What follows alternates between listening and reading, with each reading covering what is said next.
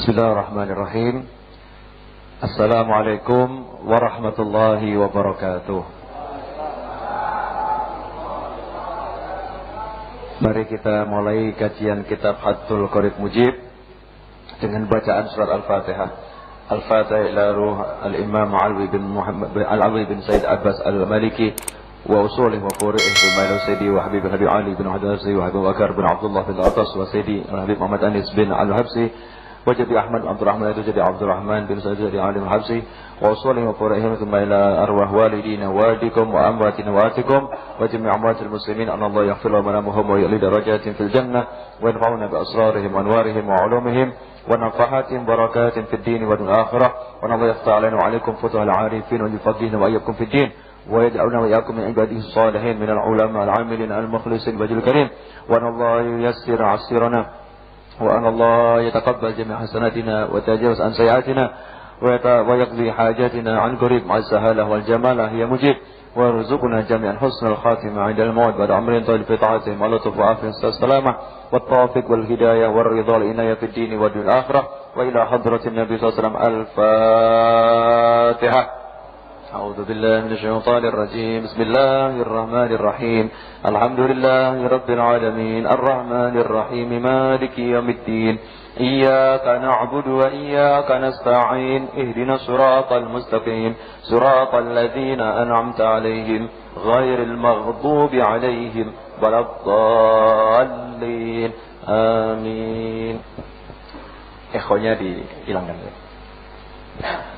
Sudah nggak ada ekho. Coba triplenya tambah dikit. Cek. Ya. Bassnya kurangi dikit. Sudah habis. Kalau udah habis volumenya tambah sedikit. Cek. Ya. Makasih. Assalamualaikum warahmatullahi wabarakatuh.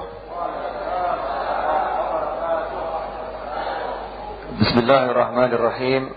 Alhamdulillahi Rabbil Alamin. Allahumma salli wa sallim ala Sayyidina Muhammadin wa ala alihi wa ashabihi ajma'in, amma ba'du. Bapak-bapak, ibu-ibu, hadirin semuanya, para pendengar Al-Hidayah FM dimanapun Anda berada, Alhamdulillah, mari kita syukuri malam hari ini kita kembali diberi nikmat oleh Allah Ta'ala. Nikmat yang seringkali tidak dipandang sebagai nikmat. Nikmat yang seringkali diremehkan. Nikmat yang seringkali mungkin kita tidak menghargainya. Seperti kalau kita mendapatkan hadiah mobil, ya, atau kita mendapatkan hadiah rumah, kita merasa itu sebuah nikmat yang luar biasa. Padahal nikmat yang seperti ini adalah nikmat di atas nikmat-nikmat yang seperti itu. Sebab ini adalah nikmat yang abadi. Nikmat yang abadi, nikmat yang terus setiap hari kalau kita syukuri akan bertambah dan menyebabkan kita insyaallah masuk surganya Allah Ta'ala.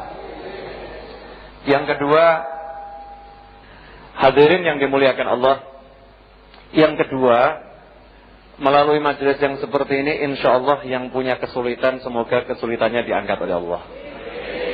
Ya, karena jujur banyak manusia yang mengalami kesulitan, banyak manusia yang dirundung kesedihan, banyak manusia yang bingung harus bagaimana dan harus kemana.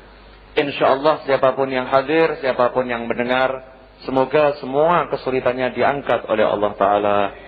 Semoga semua masalahnya diselesaikan dengan mudah dan selamat oleh Allah Ta'ala.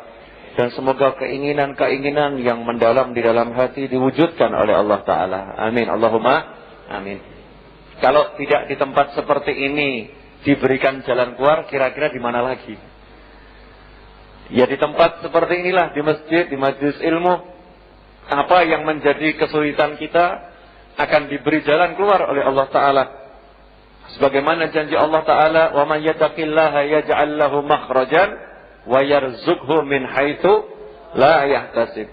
Barang siapa bertakwa kepada Allah diberi jalan keluar untuk semua masalahnya, semua problemnya, dan diberi rezeki dari arah yang tidak pernah diduga. Dan ini merupakan salah satu bentuk takwa. Di masjid, thalabul ilm, zikir, silaturahim, dan lain sebagainya. Singkatnya, saya akan melanjutkan kajian kitab Fathul Qarib Mujib. InsyaAllah malam hari ini kita akan mendengarkan sabda-sabda Nabi Muhammad sallallahu alaihi wasallam. Bismillahirrahmanirrahim. Radhiyallahu ankum wa an Zir bin Hubaysh qala sami'tu Safwan bin Asal qala sami'tu Rasulullah sallallahu alaihi wasallam yaqul ma min kharijin kharaja min baytihi fi talab al-ilm illa wada'at lahu al-malaikatu ajnihataha ridan bima yasna'. Rawahu Tirmidzi. Satu hadis ini dikatakan oleh Zir bin Hubaysh. Beliau berkata, saya mendengar Safwan bin Asal berkata, saya mendengar Rasulullah sallallahu alaihi wasallam bersabda, "Ma min kharijin kharaja min baitihi." Tidaklah seseorang keluar dari rumahnya fi talabil ilm, untuk mencari ilmu, illa, melainkan, kecuali, pasti, wada'at lahul malaikatu ajnihataha, para malaikat akan meletakkan sayapnya, ridwan bima yasna, ridwan, senang, puas dengan apa yang dilakukan atau diperbuat oleh orang tersebut. Satu ini kita bahas sampai jam 10 kurang dikit ya. Ma min kharijin. Dari mulai tadi bangun tidur sampai malam hari ini, coba kita lihat mana yang lebih banyak. Kita keluar untuk cari ilmu atau kita keluar untuk yang selain itu? Mana yang lebih banyak? Ada orang tadi yang jam 12 keluar untuk cari tontonan, nonton di bioskop misalnya. Ada lagi orang yang keluar dari rumahnya ya untuk jalan-jalan ke sebuah stadion. Ya. Nah, siapa yang coba kita lihat dari pagi tadi keluar untuk cari ilmu, kita dari pagi sampai sekarang langkah untuk cari ilmu sama langkah untuk yang selain itu banyak yang mana? Yang mana? Cuman yang tinggal di pesantren mulai melangkahkan kaki dari rumah masuk pesantren. Selama dia tinggal di pesantren, malaikat parkir khusus buat dia.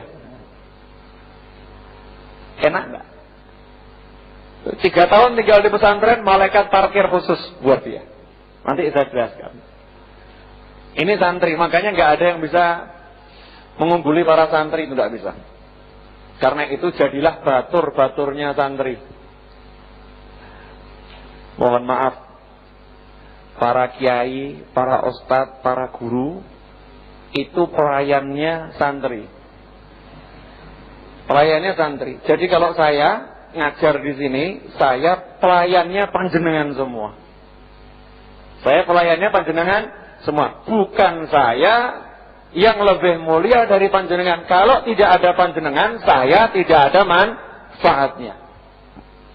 Tidak ada manfaatnya. Panjenengan-panjenengan ini adalah orang-orang yang menyebabkan saat ini malaikat berhenti terbang. Malaikat yang lagi asyik keliling berhenti terbang. Apa semua di sini? Cuman kalau di sini majelis ilmunya terbatas hari Senin. Ya hari Senin dan hari-hari tertentu, tidak 24 jam. Tapi kalau di pesantren, nawaitu 24 jam itu untuk cari ilmu.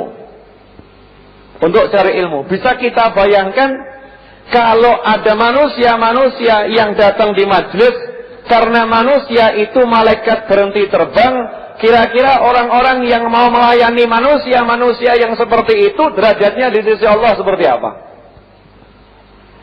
Makanya melayani santri itu kebutuhan. Melayani orang yang cari ilmu itu kebutuhan. Jadi kalau saya dan orang-orang seperti saya gigih mengajar itu bukan karena apa-apa, karena kita haus, karena kita butuh yang namanya fadilah, keutamaan yang diberikan Allah kepada orang-orang yang cari ilmu. Bayangkan, keluar cari ilmu, jalan kaki, naik motor, naik mobil, menyebabkan malaikat khusus berhenti terbang, meletakkan sayapnya. Itu malaikat yang mana? Mau ada yang ngomong, Bib, kalau begitu saya mau cari ilmu terus. Kenapa? Biar malaikat pencabut nyawa nggak datangi saya. Kan malaikatnya parkir. Jadi kalau saya cari ilmu terus, malaikatnya nggak bisa deket sama saya. Mau deket berhenti, mau deket berhenti. Tadi dikatakan setiap ada orang yang keluar cari ilmu, maka malaikat meletakkan sayapnya. Padahal malaikat itu kan terbang dengan sayap. Dan sayapnya malaikat itu aneka ragam. Ada yang sayapnya 2, ada yang sayapnya 3, ada yang sayapnya 4. Seperti jumlah rakaat di dalam sholat. Semakin tinggi pangkatnya, semakin banyak sayapnya. Dan malaikat yang sayapnya luar biasa banyak adalah malaikat Jibril alaihissalam. Oh, ini malaikat-malaikat pada berhenti malaikat yang mana? Malaikatur rahmah, malaikat yang membawa rahmat. Rumah kita di atasnya itu berkeliaran malaikat-malaikat rahmat. Berkeliaran malaikat rahmat. Begitu di dalamnya ada hewan yang namanya anjing masuk di rumah tersebut, malaikat rahmat tidak mungkin masuk di situ. Mau masuk? Oh, nggak bisa. Ya, kalau kita mau masuk rumah dalamnya ada anjing, takut sama anjing tersebut. Tapi kalau malaikat mau masuk tidak bisa. Kenapa? Malaikat rahmat di rumah yang ada anjing dia tidak diizinkan masuk. Artinya rumah yang di dalamnya ada anjing menyebabkan malaikat rahmat tidak masuk. Kalau udah malaikat rahmat tidak masuk, berarti rumah itu panas karena jauh dari rahmat. Sehingga siapapun yang masuk di rumah seperti itu, hatinya tidak akan merasakan kenyamanan. Kalau ada kenyamanan sifatnya palsu dan semu. Ya, palsu dan semu. Tapi sebaliknya, kalau di tempat yang di situ ketika malaikat ini berkeliaran, ada orang yang kemudian melangkahkan kaki keluar dari rumah cari ilmu, malaikat yang tadinya mau terus bablas, mau pergi, malaikat meletakkan sayapnya. Artinya apa? Parkir di tempat atau bersama orang tersebut. Artinya malaikat tidak mau meninggalkannya, malaikat selalu menemani perjalanannya. Kira-kira senang enggak jalan ditemani malaikat? Makanya orang-orang yang cari ilmu itu walaupun sendiri keliling kemana-mana nyaman deh. Ya, nyaman. Saya kadang itu kalau ingat-ingat jam 2 malam nyopir sendiri lewat Sarangan. Ya, tanpa ada teman gitu ya. Kemudian mobil yang bermasalah lewat Sarangan. Itu kalau saya ingat sekarang kok Yowani. Kalau sekarang ingat kok berani gitu ya. Kok berani. Bukan masalah ketemu genderuwo atau apa. Kalau yang begitu-begitu tambah asik gitu. Ya. Tapi kalau misalnya ban pecah, ya kan, kebanan, atau ada masalah di mobil, kan ini menimbulkan masalah. Kok tidak ada rasa takut, gak mikir, kenapa? Baru ingat saya, kalau lagi pergi pengajian ditemenin malaikat. Ditemani malaikat. Nah, panjenengan saya ini kalau pergi pengajian ditemani malaikat, coba ibu-ibu ini loh. Yang pergi ngaji sampai jam 11 malam, setengah 12 malam. Itu kalau mungkin waktu lain rodok mikir. Tapi kalau pengajian kok gak mikir gitu ya. Pikirnya gak banget-banget gitu ya. Kenapa? Ada ya bu ya. Ibu-ibu dan mbak-mbak ya. Ada malaikat yang menemani. Malaikat meletakkan sayapnya artinya apa? Al-Imam Muhammad bin Alwi Al-Maliki menjelaskan malaikat meletakkan sayap artinya ada 2. Yang pertama, ya, kinayah atau hakikatan, betul-betul malaikat meletakkan sayapnya artinya malaikat tidak terbang. Malaikat tidak terbang karena sudah ketemu dengan yang dicari. Dia menemani orang tersebut. Itu arti yang pertama. Arti yang kedua, Malaikat betul-betul meletakkan sayapnya, meletakkan dalam arti di lantai, di bumi, untuk diinjak-injak para penuntut ilmu karena senang dengan mereka. Artinya malaikat ini rela mengorbankan tubuh mereka yang mulia demi menjadi alasnya para pencari ilmu. Kalau presiden turun dari pesawat, karpet merah digelar, betul nggak? Ada ajudan-ajudan yang rela gelar karpet, ada ajudan-ajudan yang rela gulung karpet. Sebetulnya rela atau karena profesi? Oh, Pak Sony yang ngomong, bukan saya ya. Rela atau profesi itu nanti pembahasan lagi. Zaman sekarang cari yang rela bener kan? Gak gampang ya? Gak gampang. Tapi malaikat dengan senang hati, ridwan bima yasna, digelar senang. Mari kita bahas. Satu ini coba kita renungkan, cukup buat kita menghargai para pencari ilmu. Lah kalau malaikat saja rela gelar sayapnya buat pencari ilmu, panjenengan kira-kira gelar karpetnya buat pencari ilmu, cari yang karpet elek atau karpet sing apik? Giliran presiden yang mau datang, karpet termahal dikeluarkan. Giliran anak pesantren yang datang, carikan tikar. Carikan tikar. Ini nggak ada penghormatan sama ilmu. Kalau menghormati ilmu, betul-betul tahu. Dikatakan oleh Allah Ta'ala di dalam Al-Quran, وَمَنْ يُعَزِّمْ شَعَائِرَ اللَّهِ فَإِنَّهَا مِنْ تَقْوَى الْقُلُوبِ. Barang siapa mengagungkan syiar-syiar Allah, itu bukti ketakwaan hatinya. Atau itu amalan yang muncul dari hati-hati yang bertakwa. Coba kita bahas. Takwa itu ada takwanya lisan. Gak ngerasani, gak gunjing, gak mengadu domba, gak menyakiti. Ini takwanya lisan. Ada takwanya telinga, gak mendengar yang haram. Takwanya mata, takwanya mulut, takwanya tangan, takwanya kaki, takwanya perut dan lain sebagainya. Tapi nilai paling tinggi adalah takwanya hati. Seperti yang dulu pernah saya jelaskan. Kadang ada orang yang kelihatannya baca Al-Quran. Takwa enggak ini? Takwa, ya kan? Matanya lihat mushaf sambil lisannya membaca. Takwa enggak ini? Takwa. Cuman sayang, di depannya ada calon mertua. Nawaitu biar dianggap calon mantu yang soleh. Takwa enggak hatinya ini? Belum takwa hatinya. Yang seperti ini namanya ria. Amalan takwa zahirnya ini hancur karena riaknya, pengen pamernya. Hancur kan? Nah, tingkat takwa yang paling tinggi adalah takwanya hati. Sayangnya takwanya hati ini jarang dikejar orang. Kenapa? Gak ada yang menghargai. Gak ada yang nilai. Yang nilai hanya orang-orang yang hatinya juga bertakwa. Dan orang-orang yang hatinya bertakwa itu relatif mereka menyembunyikan diri dan disembunyikan oleh Allah Ta'ala. Sebagaimana disebutkan dalam hadis, suatu saat Nabi Muhammad SAW berkata kepada para sahabat, ketika ada seorang kaya raya lewat, Rasul bertanya pada seorang sahabat, bagaimana pendapatmu tentang orang ini? Dijawab, ya Rasulullah, orang ini kalau dia itu melamar gak mungkin ditolak. Ya, kalau dia itu melamar tidak mungkin ditolak. Kalau dia berbicara pasti didengarkan. Sugih, ganteng, gagah, pinter. Ya, bobot, bibit, bebet, punya semua dia. Kemudian Rasul tanya lagi, gak lama lewat satu orang kumal, kotor, berdebu. Rasul nanya, bagaimana pendapatmu tentang orang yang satu ini?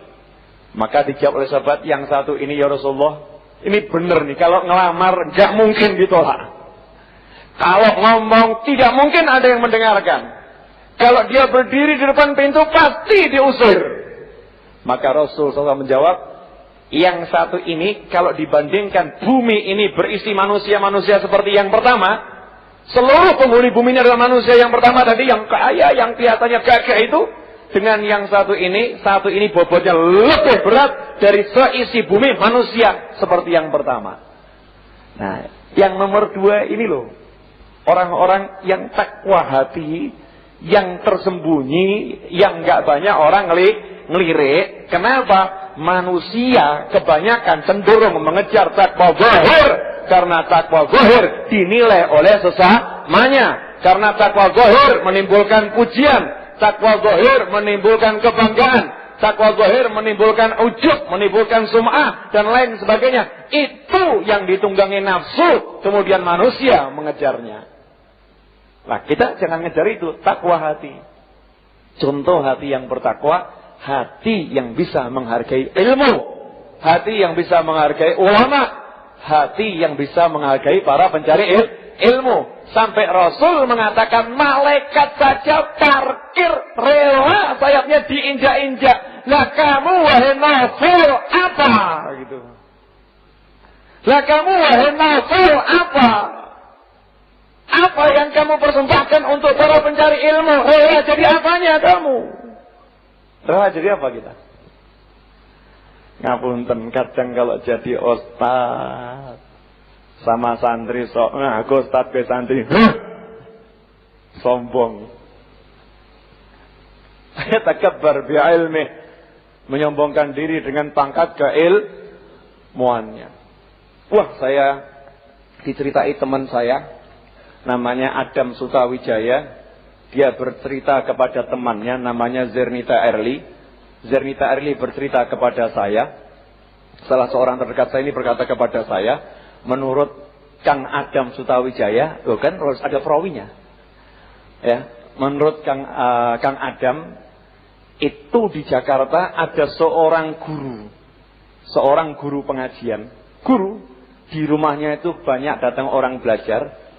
Bukannya dia yang disalami, tapi dia yang keliling menyalami orang-orang yang datang. Gimana kabarnya yang keliling?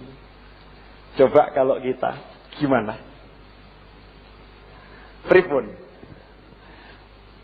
Pengen berdiri menghormati atau duduk yang lain berdiri menghormati kita?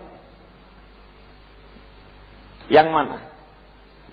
Saya nggak ngomong, memang kewajibannya yang namanya orang cari ilmu, kalau ada ulama datang atau orang mulia datang berdiri menghormati. Tapi kalau yang punya ilmu minta yang lain berdiri untuk menghormatinya, kan ya nggak pantas saya. Ngaco kok, hormati saya itu. Ya nggak pantas kan seperti itu. Nah, ini sekarang pertanyaan saya untuk saya dan hadirin serta pendengar semuanya. Rasul menggambarkan dengan jelas, sallallahu alaihi wasallam dengan jelas, malaikat parkir illa wada'at ajnihataha, meletakkan sayapnya untuk diinjak-injak para penuntut ilmu. Nah, kita ini apa yang kita korbankan, apa yang kita berikan, apa yang kita sumbangkan, apa yang kita suguhkan untuk orang-orang yang mau nuntut ilmu. Apa kira-kira? Halo? Bu? Napa Bu? Bapak-bapak, alhamdulillah 9:30 kurang 5. Apa yang disuguhkan? Tentang hadis ini, percaya boleh, nggak percaya kebangetan. Kalau percaya berarti itu orang baik, kalau nggak percaya ciri orang buruk. Kenapa orang buruk nggak percaya sama yang baik-baik? Orang baik meskipun dibohongin percaya sama yang baik-baik, betul nggak? Orang buruk meskipun dikasih cerita yang jujur tentang yang baik, dia tetap nggak percaya. Kenapa? Karena hatinya nggak cocok sama yang baik-baik. Tapi orang yang baik diceritakan yang baik meskipun dibohongi, hatinya percaya pada yang baik. Kenapa? Karena dasarnya dia orang yang baik. Jadi kalau percaya sama cerita saya ini, Anda tergolong orang yang baik. Kalau nggak percaya, berarti Anda orang yang buruk. Dan saya yakin Anda yang mendengar termasuk orang-orang yang baik. Karena kalau nggak baik, pasti segera langsung radionya dimatikan saat ini. Gini, saya kemarin baca kitab Raudhur Rayyahin, di situ disebutkan, sengaja di buku ini sanad-sanad perawi ceritanya saya potong. Jadi tidak disebutkan riwayat cerita ini dari fulan ke fulan ke fulan sampai yang bercerita pertama kali. Kenapa? Nanti kepanjangan bukunya, kekandelen. Jadi sengaja disingkat, satu itu. Yang kedua, kalau toh saya sebutkan, buat yang percaya nggak manfaat. Karena yang percaya itu nggak usah disebutkan perawinya, sing cerita sopo udah percaya. Lah, buat yang nggak percaya, saya sebutkan toh nggak ada manfaatnya. Karena dasarnya nggak percaya. Kalau toh saya sebutkan, tetap tidak bakal percaya. Jadi buang energi. Pun paham maksud kula? Termasuk cerita yang satu ini. Kalau saya sebutkan sumbernya, yang nggak percaya tetap tidak percaya. Kalau toh tidak saya sebutkan sumbernya, yang percaya tetap percaya. Daripada saya sebutkan buang energi, lebih baik tidak usah saya sebutkan. Bukan berarti nggak ada sumbernya. Kalau mau ngeyel nanti datang temui saya. Ini loh akal-akalannya mubalih kalau memperpanjang waktu. Tuh, ya kan? Enggak, ini ilmu. Ya, ilmu bukan? Ilmu. Ada orang soleh didatengin 2 penuntut ilmu. Orang solehnya ini langsung bangun berdiri nyambut. Nyambut 2 penuntut ilmu. Padahal ini wali luar biasa. Orang yang sangat soleh. Kontan yang di situ kaget. Wih, siapa nih yang datang nih? Kok sampai ini sang wali Allah berdiri menyambutnya? Nanya ini orang-orang. Ada apa kok Anda sampai berdiri menyambut 2 tamu ini? Termasuk tamunya kaget kok sampai wali Allah ini berdiri menyambut mereka berdua. Ada apa? Kita ini orang biasa. Dijawab, saya tadi lihat begitu banyak malaikat yang berjalan bersama kalian datang ke sini. Saya berdiri menghormati malaikat itu semuanya. Jadi panjenengan sedaya datang ke Masjid Al-Hidayah. Masjid ini biasanya malaikatnya nggak begitu banyak seperti malam hari ini. Malam hari ini malaikatnya turah-turah. Ini masjid, malaikatnya banyak. Tapi malam hari ini malaikatnya turah-turah. Kenapa? Yang datang dari Kalioso, bawa malaikat entah berapa itu. Malaikat di atas Kalioso ya. Malaikat rahmat. Yang tadinya mau pergi ke Sragen, mampir, gak jadi. Mau kemana ini? Solo Baru. Ikut. Loh, ini malaikat yang dari Kalioso mau ke Solo Baru. Itu sambil ngomong sama temannya. Kalian mau kemana? Jauh-jauh. Ini loh, udah ada dari Kalioso yang mau ke Solo Baru. Ikut loh. Panggil terus. Masya Allah. 1, 3, 5, 10 orang dari Kalioso. Buat di sini ada malaikat min Kalioso. Ya. Ada lagi yang dari Wonogiri. Keluar dari rumahnya. Mau kemana ini? Cari ilmu. Kemana? Solo Baru. Kemana? Masjid Al-Hidayah. Parkir. Gak usah repot. Ikut ini. Rombongan datang. Dan seterusnya. Dan seterusnya. Yang dari Semanggi. Wes apal. Wes apal. Begitu keluar. Oh, Solo Baru. Udah duluan ke sini. Ustadznya belum datang. Malaikatnya dari sini. Iya Pak Soni. Apa munas yang Solo Baru. Apalagi yang Solo Baru. Apalagi yang daerah sekitar sini. Ini malaikatnya begitu banyak gitu ya. Orang-orang yang punya basirah. Lihat majelis yang seperti ini. Mereka bergetar. Makanya sampai timbul suatu makalah. Suatu ucapan dari mereka semua orang-orang yang soleh. Satu majelis yang seperti ini akan menghapuskan 70 duduk-duduk yang tidak baik. Ini pengajian satu kan. Di pojok sana jauh ada orang lagi main judi.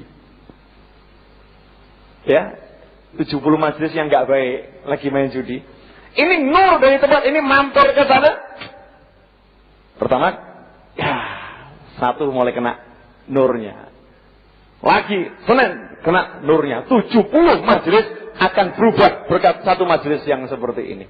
Kenapa? Pancaran cahaya malaikatnya luar biasa. Nah, hadirin yang dimuliakan Allah Ta'ala. Sudahkah kita punya keimanan yang seperti ini? Ini ucapannya Kanjeng Nabi loh ya. Bukan ucapannya motivator, bukan. Ini ucapannya Kanjeng Nabi loh ya, bukan ucapannya presiden, bukan. Ini ucapannya Kanjeng Nabi loh ya, bukan ucapannya orang yang paling kaya di dunia, bukan. Beliau bukan omong kosong, bukan. Beliau bukan basa-basi, bukan. Ini benar-benar terjadi. Malaikat parkir keluar sayapnya untuk kita injak-injak. Kok kita nggak merasa bangga, nggak merasa senang, nggak merasa mulia, nggak merasa menghargai enggak itu? Ustadznya kok bengak-bengok ya? Dodoran yang saya mudeng tuh. Gregeten. Giliran kalau ada seorang presiden sampai bungkuk-bungkuk, monggo mas melampah. Yang ngomong gitu presiden bangganya luar biasa. Betul tak? Bukan bangga loh, bangganya luar biasa. Kenapa? Presiden nunduk-nunduk sama saya. Betul? Presiden sama malaikat mulia mana? Tergantung presidennya. Kalau presidennya Khalifah Umar bin Abdul Aziz radhiyallahu taala anhu. Ya, tuh Khalifah Umar bin Abdul Aziz radhiyallahu taala anhu. Yang beliau itu di musim dingin yang luar biasa, selama jabat masa jadi khalifah kurang lebih 2 tahun, selama masa jabatannya mandi janabah cuma 2 kali. 2 tahun. Sayyidina Umar bin Abdul Aziz, Khalifah Umar bin Abdul Aziz radhiyallahu taala anhu. Kenapa? Sibuk ngurus rakyat. Begitu dilantik jadi khalifah, istrinya dipanggil. Istriku, iya. Pilih mana? Tetap jadi istriku atau sekarang kamu saya cerai? Tinggal pilih yang mana? Lu. I love you.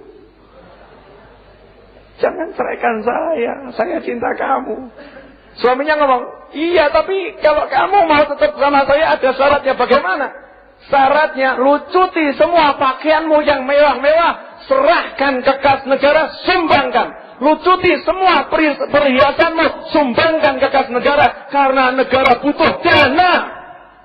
Karena rakyat kita menderita, karena korupsi ada di mana-mana. Kita yang mau sumbangkan semuanya untuk negara ini. Cukup pakai pakaian yang sederhana mungkin. Kita hidup merakyat, hidup menderita, hidup miskin demi membahagiakan rakyat kita. Kalau sanggup hidup seperti ini dengan saya, kamu tetap jadi istri saya. Kalau nggak sanggup, mohon maaf, saya tidak bisa membahagiakan kamu. Silahkan cari pria lain yang bisa membahagiakan kamu. Jawabannya, Mas, I love you. Truly. Masih ada enggak yang begini? Giliran pejabat negara gaji tiap minta naik terus. Ya nggak apa-apa, siapa bilang nggak boleh? Boleh kan? Oh, halal kan, Bu? Boleh. Cuman kalau dibandingkan dengan beliau-beliau ini ya jauh sekali. Nah, ketika beliau junub 2 tahun kurang lebih jadi khalifah, junub cuma 2 kali. Bisa kita bayangkan tuh. Junub cuma 2 kali. Ketika junub malam yang sangat dingin, yang namanya Timur Tengah itu kalau dingin sampai hidung keluar darah, bibir pecah. Seperti itu, malam-malam datang ke dapur istana, minta air panas. Untuk mandi janabah, minta air panas. Wah, pelayannya istana ngomong, ngapunten Pak Presiden. Bapak Presiden, mohon maaf, Anda tidak boleh mandi dengan air panas ini. Anda tidak boleh mandi dengan air panas ini karena kayu bakarnya dari kas negara.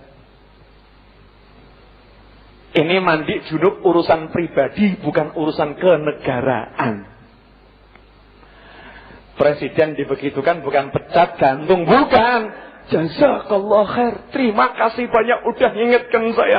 Ya udah, biar saya mandi dengan air dingin, gak jadi masalah. Giliran ngomong gitu, pelayan istana yang bingung, oh jangan, Anda akan mati kedinginan. Nah, terus gimana solusinya? Biar saya panggil bendahara negara. Bendahara negara dipanggil. Bendahara, iya.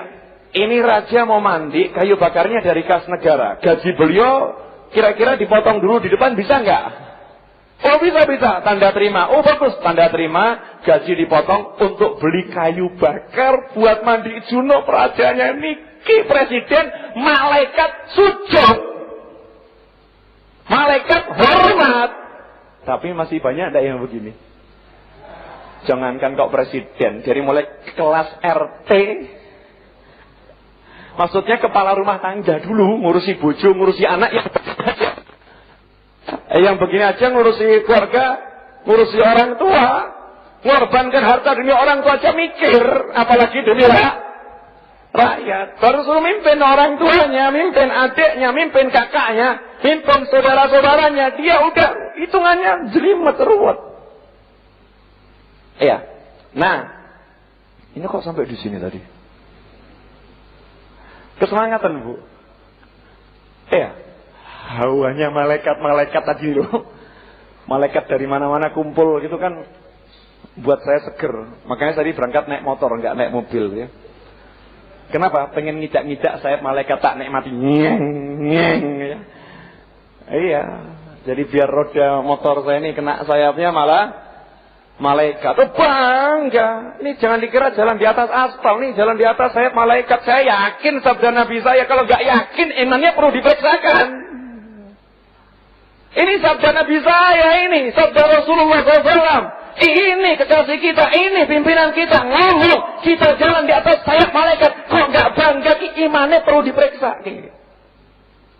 Pun paham. Saya nggak ngamuk loh ini ya. Udah pernah ngerasakan yang gini belum?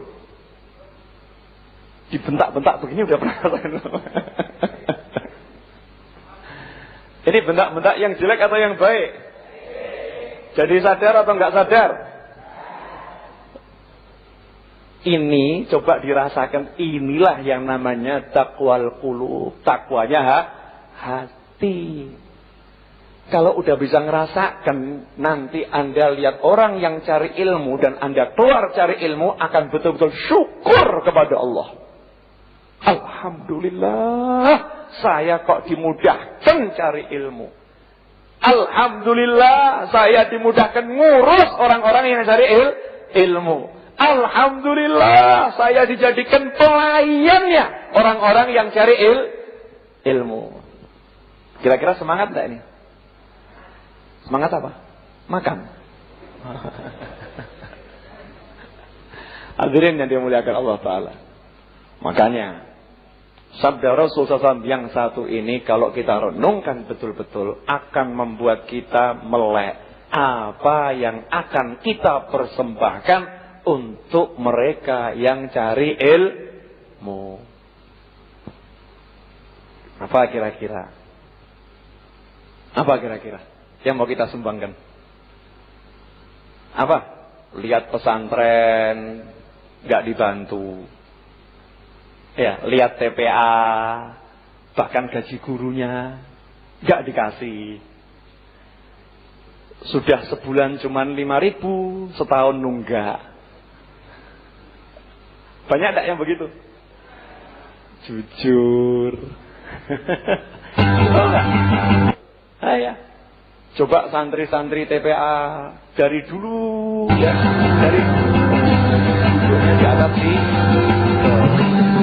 apa? Santri TPA dulu di atas terus enak, ruangan ber-AC, aromanya wangi. Kapan? Kapan kira-kira Pak Soni? Hah? Latihan sederhana itu banyak. Oh, latihan sederhana. Kenapa yang dipilih kok latihan sederhana terus? Ya, latihan sederhana jangan ketika untuk santri TPA. Yang lain masih banyak latihan sederhana. Ya, latihan sederhana ajak pergi ke tempatnya orang-orang yang susah. Itu latihan sederhana. Ajak hidup bersama mereka sehari, 2 hari. Itu latihan sederhana.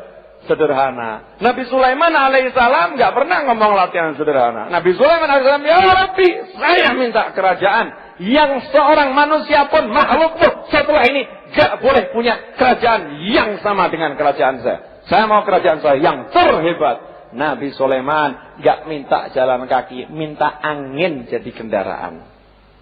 Mengatakan Pak Soni. Jadi ini eranya 2011, 2012, eranya umat Islam itu al-mu'min al-qawi. Mukmin yang kuat. Mukmin yang kuat. Mukmin yang kelihatan gagah. Mukmin yang kelihatan bergaya, kelihatan bergengsi. Ya, kelihatan apa? Apa lagi kira-kira? Sugih. Yang kelihatan serba gak diremehkan gitu. Ya, tidak diremehkan. Makanya pernah ada satu cerita, ngapunten ya, saya mau cerita sedikit boleh? Cuman saya nggak sebutkan lembaganya.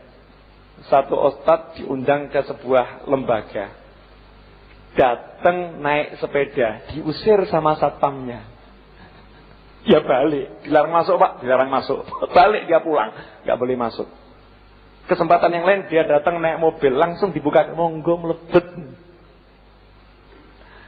Jadi nggak pakai ditanya dulu Anda siapa, ini naik pit langsung diusir. Tapi kalau naik mobil nggak ditanya siapa dulu, silakan masuk. Loh ini benar ini terjadi. Ya ini terjadi 2011. Memang kelihatan itu.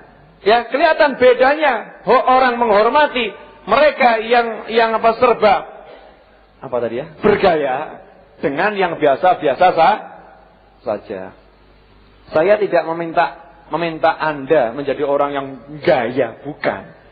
Tapi yuk kita berupaya membuat orang-orang yang berilmu tidak diremehkan. Apa pengorbanan kita? Jangan selalu beralasan biar mereka latihan sederhana, tapi kita makan di restoran mewah-mewahan.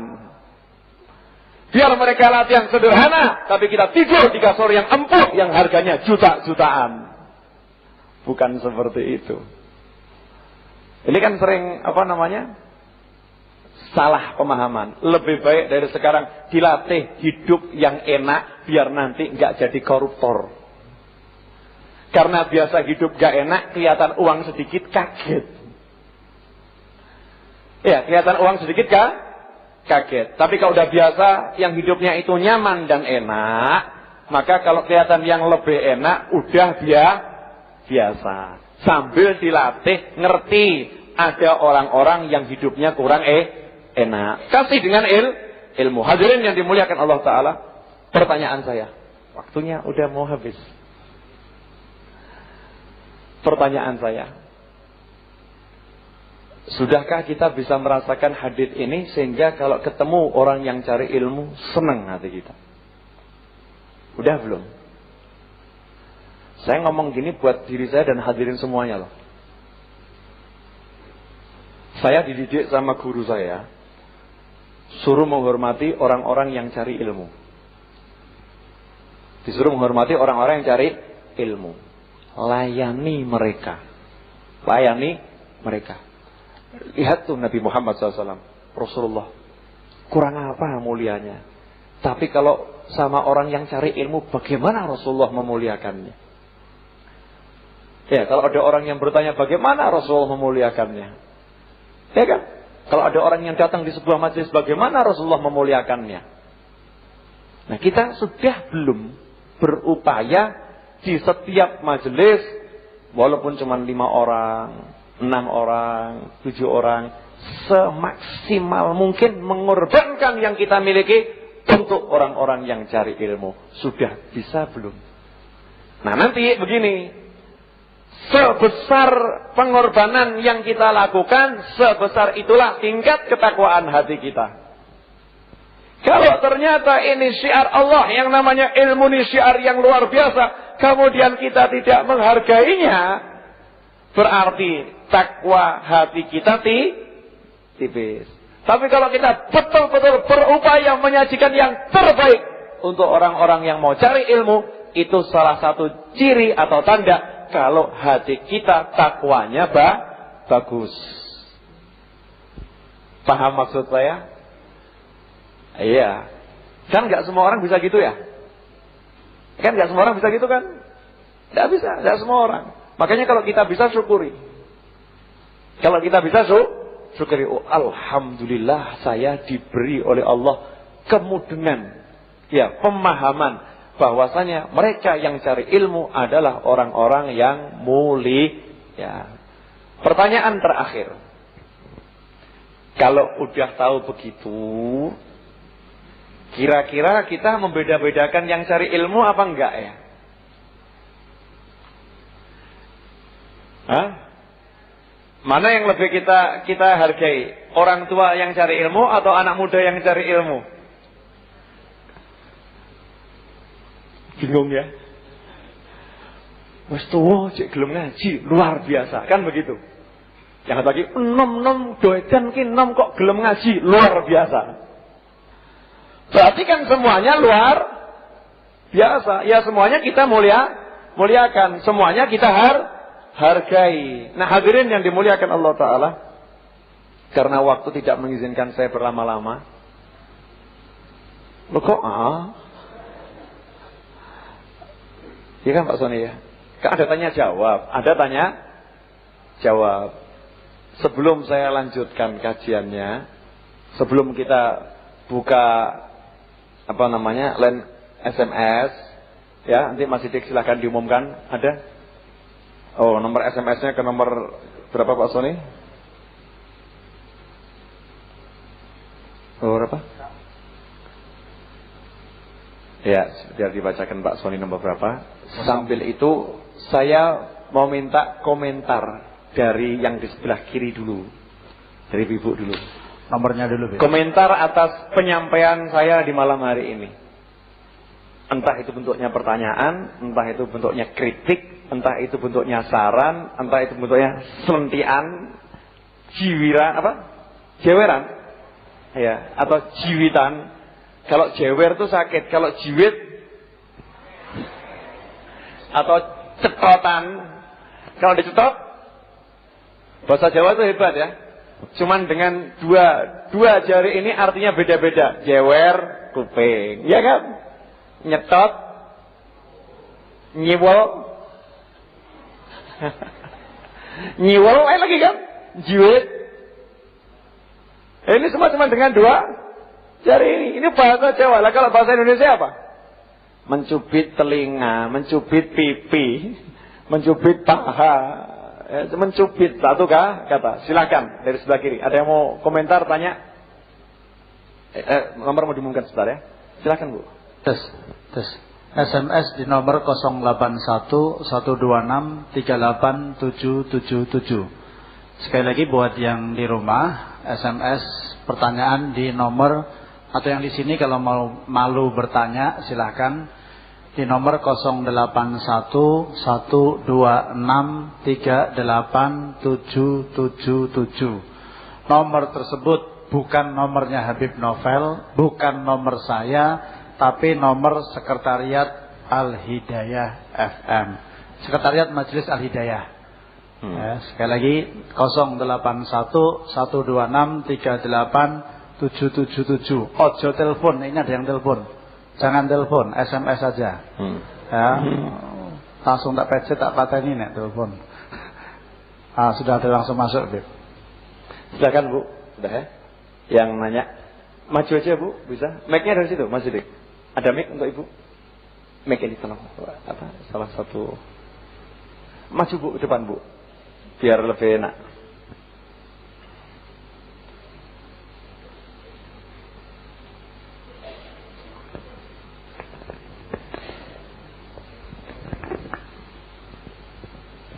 Assalamualaikum warahmatullahi wabarakatuh. Waalaikumsalam warahmatullahi wabarakatuh. Alhamdulillah.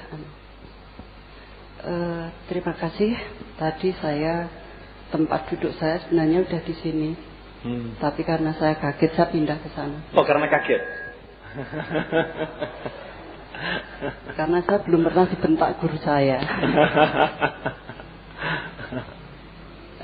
Yang ingin saya tanyakan, tadi dikatakan ketakwaan yang tertinggi adalah yang bersifat dari hati.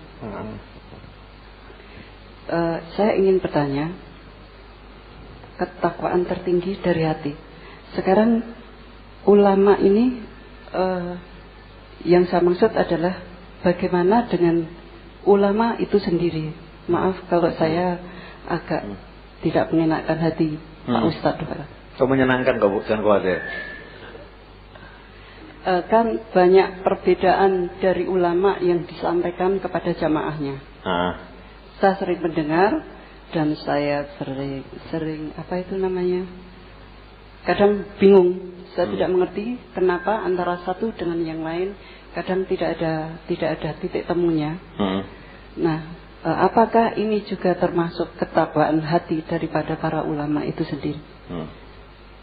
Terima kasih. dan untuk saya minta maaf. Dari mana, Bu? Assalamualaikum. Dari sebelah situ aja. Waalaikumsalam warahmatullahi wabarakatuh. Dari sebelah situ Pak Sony. Sudah tahu. Jadi begini Bu, duduk dulu Bu ya.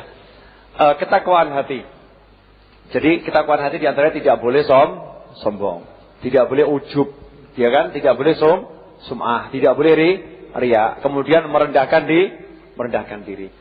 Tapi jangan lupa, orang yang amar ma'ruf nahi mungkar, ya, orang amar ma'ruf nahi mungkar bukan berarti orang itu kemudian hatinya tidak bertakwa. Karena ketakwaan hati itu sifatnya adalah antara manusia dengan Allah. Ya, antara manusia dengan Allah. Makanya susah dideteksi kan? Karena itu kita tidak boleh menghakimi, oh orang ini hatinya enggak bertakwa. Boleh enggak? Enggak boleh. Karena yang tahu cuman Allah Ta'ala. Nah kemudian, jika ada ulama berbeda pendapat, setahu saya kalau namanya ulama beda pendapat, pasti itu jadi rahmat. Kalau sampai ada perbedaan pendapat tidak jadi rahmat, pasti itu yang beda bukan ulama.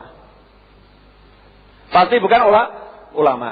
Karena ciri ulama ketika dia berbeda dengan yang lain, pasti dia akan menghargai yang punya perbedaan. Contoh, saya kasih contoh. Ada yang mau tahlilan, ada yang nggak mau tahlilan. Kami mengajarkan yang mau tahlilan alhamdulillah, yang nggak mau tahlilan terserah. Ya. Yang jadi masalah,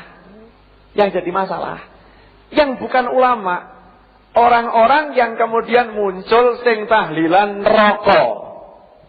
Ya. Yang tahlilan neraka. Di sini para ulama punya kewajiban untuk meluruskan.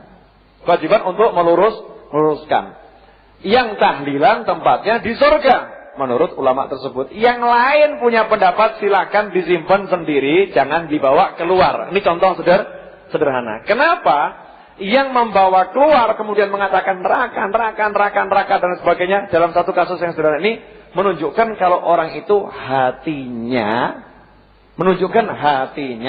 belum maksimal bertakwa. Kenapa? Dengan lantang dia mampu menyatakan muslim yang lain di neraka. Sampai di sini bisa dipahami, Bu? Ya, bisa dipahami. Nah, karena itu ada kewajiban agar masyarakat tidak sampai terjerumus. Satu dengan yang lain saling meneraka-nerakakan. Betul kan? Makanya harus ada ulama yang tegas mengatakan ini benar yang begitu salah. Ya, begitu salah. Dan itu harus disampaikan dengan ketegasan dan hati yang bertakwa.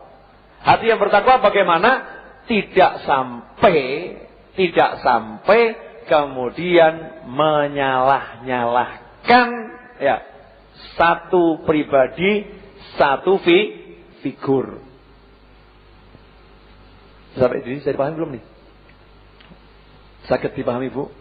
Makanya biasanya kalau ulama selalu mengatakan barang siapa yang punya pemahaman seperti ini. Ya kan?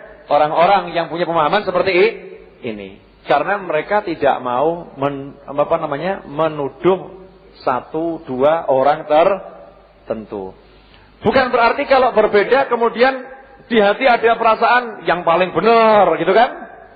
Tidak ada perasaan paling benar. Kemudian yang lain tempatnya di neraka. Tidak ada seperti itu. Tidak ada seperti itu. Hanya kewajiban menyampaikan ilmu. Nih ilmunya begini. Nih jalur ulama begini. Dan itu harus dengan keyakinan. Sebab kalau orang belajar sama guru nggak yakin, ya repot.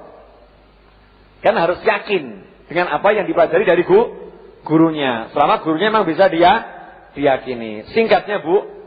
Kalau Ibu lihat perbedaan di kalangan ulama, tidak kemudian dikatakan ulama itu hatinya tidak bertakwa karena dia bisa menyombongkan diri, merasa lebih besar dari yang lain. Mungkin begitu, Bu ya. Yang saya tangkap dari pertanyaan. Karena itu kan kompleks, pertanyaannya lebar kan ya. Dan pertanyaan sangat lebar, bisa banyak macam. Cuman yang saya tangkap ini kok ada orang-orang yang merasa dirinya paling benar, sedangkan yang lain salah. Yang satu juga begitu, merasa dirinya paling benar, yang lain salah. Makanya kita nggak boleh merasa saya yang paling benar enggak, tapi kita boleh mengatakan ini loh ulama ini ulama yang benar. Paham Bu ya? Belum selesai. Ulama ini ulama yang benar. Kemudian kalau ada orang yang mencaci mereka, itu orang yang enggak benar. Kalau ada orang yang beda pendapat dengan mereka, kita angkat topi. Kalau dia beda pendapat, disimpan tidak untuk mencela yang lain. Contoh, boleh saya ngasih contoh? Yang paling sederhana lah. NU pakai kunut enggak? Pakai. Muhammadiyah pakai kunut enggak? Enggak, ya kan? Imamnya orang NU, makmumnya orang Muhammadiyah, cakep enggak? Cakep. Imamnya kunut, makmumnya enggak kunut. Imamnya kunut, makmumnya diam. Makmum mengatakan, oh dia NU kok, dia memang pakai kunut. Cuman saya Muhammadiyah, saya nggak pakai kunut, saya diam aja nggak apa-apa. Kita sholatnya sama-sama ngadep sama Allah. Ini yang saya temukan begitu. Lah yang repot, ini muncul akhir-akhir ini yang nggak ikut ulama. Nggak ikut ulama. Imamnya NU kunut, makmumnya Muhammadiyah, makmumnya nggak pakai kunut.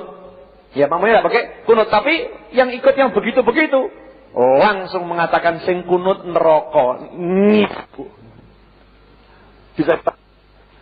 Nah, justru kita dalam rangka menegakkan amar ma'ruf nahi mungkar, dan itu muncul dari hati yang bertakwa itu.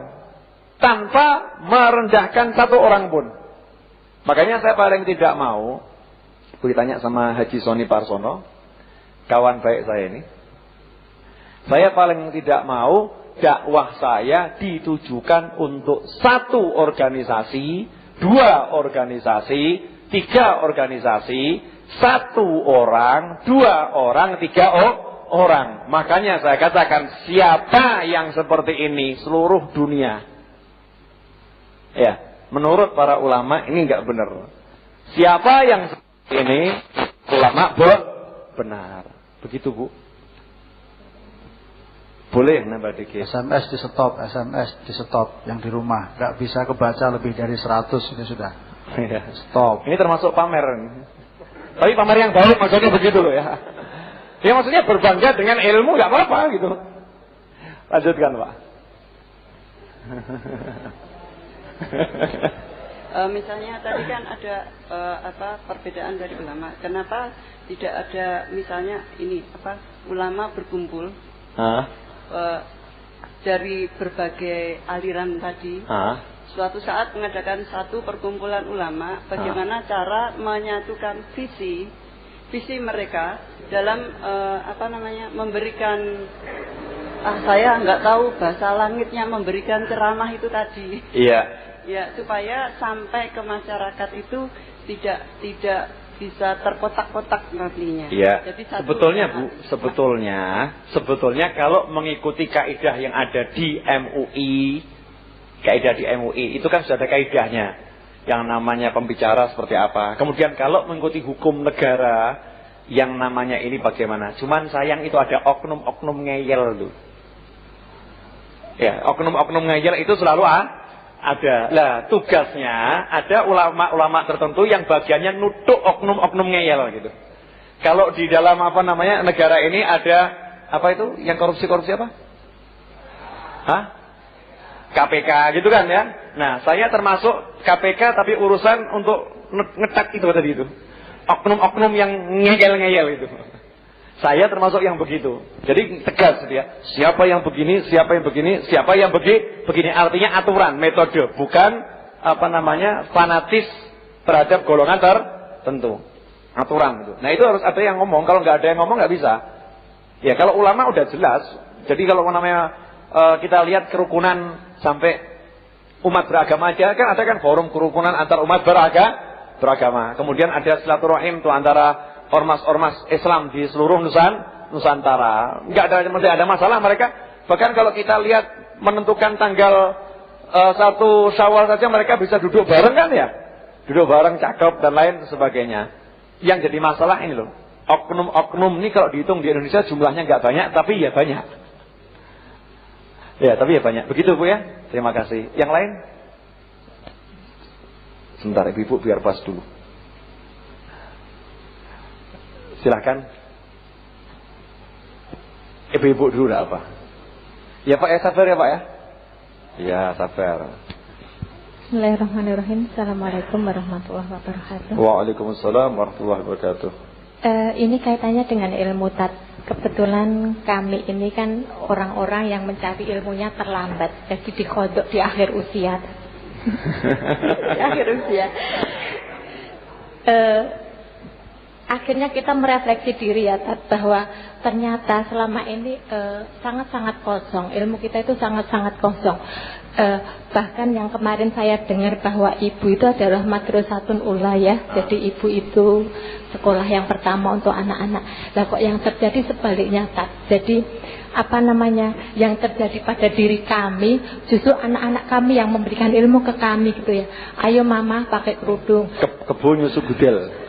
Begitu kondisinya tak. Jadi apakah seburuk itu saya gitu ya? Mungkin juga ada beberapa ya. Jadi kok rasanya nyesel sekali, kok justru saya yang dipelajari sama anak ya. Bahkan belajar ngaji pun subhanallah dari anak saya yang kecil justru. Jadi bagaimana dia ngajari ngaji ibunya itu malah anak saya, bukan lisan saya yang ngajari anak saya untuk belajar ikro, belajar ngaji, enggak. Jadi kok kondisinya terbalik ya Tat. Padahal kemarin itu saya dengar sebuah di pengajian itu ada begini, siksa kubur. Siksa kubur untuk seorang ibu yang lalai mendidik anak gitu. Jadi ada batu panas di tangannya gitu. Kenapa? Karena beliau tidak bisa memberikan pendidikan yang baik untuk anak lah. Saya kok jadi takut ya, apa saya betul tak? Jadi beberapa hari itu saya tuh galau begitu ya.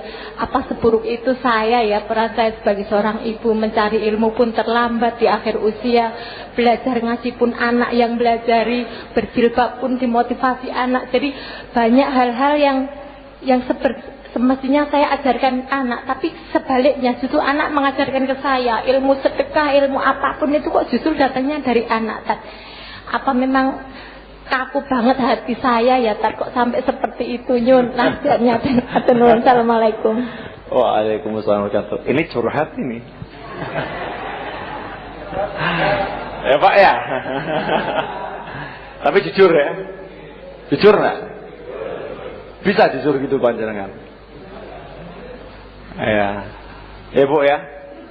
Ini mewakili kebanyakan dari kita. Kebanyakan dari kita itu merasa terlambat. Sebetulnya bukan terlambat. Dari dulu udah cari ilmu, tapi sekarang baru sadar pentingnya. Iya kan? Dari SD udah cari ilmu. Wah, kan juga diajari ngaji, sedikit-sedikit diajari kan tentang agama di SD. Diajari kan Bu? Di SD, SMP juga diajari, ya kan? Di SMA sudah belajar, cuman sadar pentingnya baru umur yang sekarang. Ya. Oh ternyata lebih penting dari yang lain. Nah yang bisa sadar itu termasuk orang-orang pilihan. Karena kebanyakan manusia tidak sadar. Ya, kebanyakan manusia tidak sadar. Dan belum tentu. Nih saya ngomong apa adanya. Yang di pesantren itu sesadar sang ibu ini. Banyak yang di tengah-tengah majelis, di pesantren, di situ digodok ilmu, tambah kerjanya tiap hari tidur. Ketika suruh ngapalkan, nggak ngapalkan. Nanti ketika juga baru ngomong, gelone aku mbiyen kok neng pesantren ras regep yo. Ya kan? Sadarnya datangnya di akhir. Nah, tapi kalau ada kesadaran kemudian kodok, justru itu yang luar biasa. Jadi bukan karena kerasnya, karena bukan, termasuk orangnya beruntung itu. Termasuk orang yang beruntung ketika dia kemudian terpanggil untuk mengejar ilmu karena selama ini merasa jauh ketinggalan. Bisa dipahami ya Bu ya? Saya mau kasih satu contoh cerita boleh Pak Sony? Ini pokoknya sampai jam 12 ya. Bu, santai ya, malam ini lain ya. Ya, kalau sampai jam 12, kalau nanti setengah 11 selesai nggak apa-apa. Jam 10 lewat seperempat selesai juga nggak apa-apa. Oh nyantai-nyantai kita, majelis kita. Ya kan, paling Pak Sony bib sudah selesai. Saya nekat ngomong kan nggak apa-apa kan? Nggak apa-apa, paling dimarahi. Hah? Radio kita. Direktur Haji Sony Warsono, ya kan? Direktur Presiden Novel bin Muhammad Al-Idrus. Enggak guyon. Ini direktur presiden lengkap semua ini. Beliau ini. Saya tuh sampai rodok takut kalau kira-kira kemudian Ustadz, ya maaf, ini Al-Biaran tidak akan menayangkan ceramahnya siapapun selama 3 bulan, hanya ceramah saya. Wes mesti ustad tak Solo ngono wes kalah semua itu. Menangan, beliau yang punya radio menangan. Anak buah ya, pokoknya Sony Warsono, yang lain nggak boleh. Nggak ada. Nanti gosidang ya Sony Warsono. Ya sedikit biar nggak ngantuk ya Bu ya. Sedikit saya sama Pak Sony biasa gini, teman baik, umur sama, kurang lebih sama. Anak sama Pak Sony. Nih, sedikit satu cerita. Jadi ada orang itu yang sadar jalarannya macam-macam. Ibu tadi sadar jalarannya anak. Ya kan, jalarannya anak, sebabnya anak. Ada orang yang sadar bukan sebabnya anak, sebabnya makan. Ada satu cerita, ini kisah nyata di Hadramut, masa penjajahan dulu. Orang kan hidup susah, hidupnya susah. Ada satu orang umurnya 60 tahun lebih, keluarganya semua susah. Akhirnya dikasih saran, udah kamu pergi aja ke India. Pindah ke India, jangan tinggal di negeri ini. Pergi ke India, di sana banyak tentara bayaran. Udah kamu jadi tentara saja. Atau kerja apa di sana? Sana masih banyak lapangan pekerjaan, biar bisa makan. Berangkat dia ke India. Sampai di India, masuk kerajaan, lamar jadi tentara. Ditanya, udah tua, umur 60 tahun lebih, ngamar jadi tentara. Kamu punya senjata? Tidak punya. Pedang? Tidak punya. Ini, tombak? Tidak punya. Waduh, maaf. Kamu tidak punya keahlian, tidak bisa jadi tentara. Udah, ngamar jadi petani. Sampai tempatnya para petani ditolak. Kenapa? Macul udah nggak kuat. Karena kesian lihat ada orang tua luntang-luntung, satu orang ngasih saran. Pak, Bapak nggak usah repot-repot. Di sana New Delhi ada satu pesantren yang mau belajar di situ gratis makan. Gratis tinggal, gratis makan. Syaratnya satu, belajar di situ. Pikir ini yang saya cari, pengen bisa makan sampai mati, selesai. Tujuannya cuma itu. Berangkat dia ke pesantren tersebut, ngelamar pengen jadi santri. Nawa itu cari makan. Cuman cari makan. Seperti Imam Ghazali, nanti saya berikan. Panjang nih kok ceritanya. Cari makan. Masuk di sana, ternyata umur 60 tahun lebih masuk pesantren. Syarat nomor 1 bisa alif ba ta. Meskipun ini dari Timur Tengah, alif ba ta bentuknya seperti apa nggak ngerti. Bahasa Arab memang oke, tapi kalau baca tulis tidak bisa. Ngaji belas. Taunya Al-Fatihah, Al-Ikhlas, Al-Falaq, itu pokoknya bahasa Arab. Akhirnya belajar alif, ba, belajarnya sama anak TPA. Dia umur 60 tahun, yang lainnya kecil-kecil. Akhirnya ketika dia belajar sama anak kecil itu tersadarkan. Gara-gara cari makan. Saya betul-betul ketinggalan selama puluhan tahun, kemana saya? Akhirnya dia janji, saya akan jadi orang di pesantren ini. Umur 60 tahun. Dalam waktu 1 tahun hafal Al-Quran.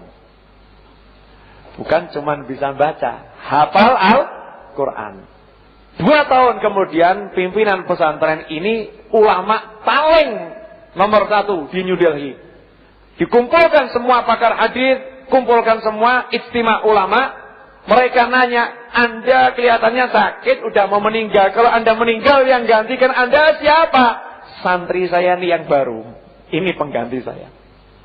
Dalam waktu 2 tahun udah hafal ratusan ribu hadis, menguasai sekian banyak ilmu. Sampai akhirnya pimpinan pesantren meninggal dunia, beliau yang jadi penggantinya. Umurnya 60 tahun lebih. Kan gak terlambat ya Bu ya. Panjenengan baru berapa? Tidak sampai 60 toh. Belum 60. Tidak ada kata terlambat. Yang penting sudah dapat kesadaran. Nah ini yang mahal. Kita disuruh cari kesadaran untuk cari ilmu. Kesadaran pentingnya ilmu. Makanya dari saya sampai ngomongnya kan, gitu kan ya. Kok kita ini jadi pencari ilmu gak bangga? Itu berarti kan gak sadar gitu loh. Kalau kita bangga, ini suatu yang mulia, kita sadar, kita bisa menghargai. Kita akan semakin senang cari ilmu. Kenapa? Berteman dengan para malaikat. Apa ada yang lebih hebat dari itu? Kan gak ada. Begitu Bu. Terima kasih. Lanjutkan Pak Tony. Pak SMS dulu ya. Yes. 60 SMS-nya. 160. Assalamualaikum Habib. Bagaimana orang yang hanya mendengarkan radio di rumah? Apakah malaikat rahmat juga datang di rumah Habib? Terima kasih. Dari Naryo di Sragen. Ya teko toh Mas. Iya. Innamal a'malu binniyat. Semua amal tergantung niatnya. Kalau niatnya pengen datang majelis karena tempatnya jauh, tidak memungkinkan karena lain suatu hal, kemudian nyetel radio, maka insya Allah selama di rumah itu tidak ada anjing, malaikat rahmat akan masuk. Tapi kalau tonggo Masjid Al-Hidayah, iya, tonggo Masjid Al-Hidayah, tinggal ngelangkah bisa.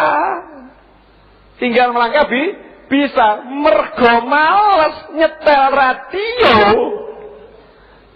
tetap dapat ganjaran. Ajib ya. Tetap dapat ganjaran, tapi benten.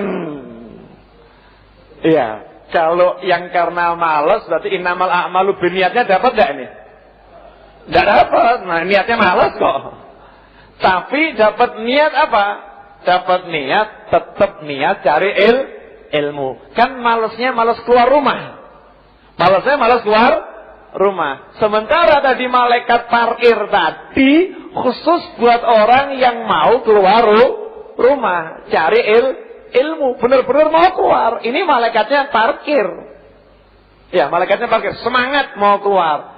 Berarti kalau yang di rumah dengarkan radio, itu dapatnya malaikat yang lain, bukan malaikat yang gelar sayap. Yang mana itu? Malaikat yang datang ke rumahnya kemudian dongake, Allahumma gfir lahu, Allahumma arhamhu. Loh, malaikatnya macam-macam. Ini baru kita bahas